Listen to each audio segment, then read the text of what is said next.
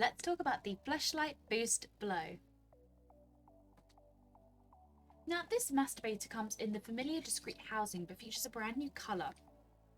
Same exact discreet design you see from Fleshlight. Now, this is designed for penis stimulation. If we remove the cap, it reveals the sleeve on the inside. Now, this sleeve features a realistic mouth with teeth and a tongue as well.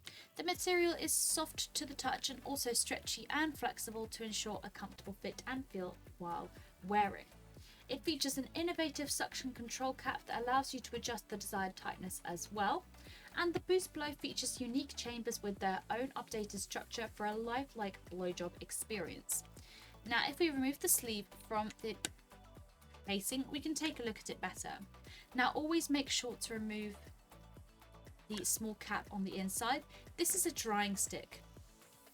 As mentioned, the material is super stretchy, and on the inside you can see all the different textures such as ridges and of course the rings in there as well for extra stimulation during use.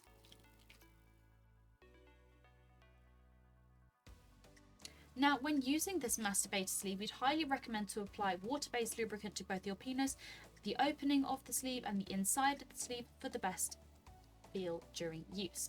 Make sure to clean after every use with toy cleaner and lukewarm water, and of course, to avoid the material sticking together during the drying process, you can use the drying stick back in the sleeve to prevent this from happening.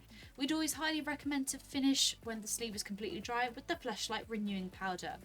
Of course, always make sure to pop it back in the casing as well to ensure the material is protected.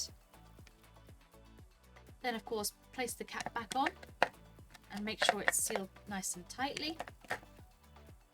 And it's ready to use. Till next time. For more information on the Fleshlight Boost Blow, you can head over to our website.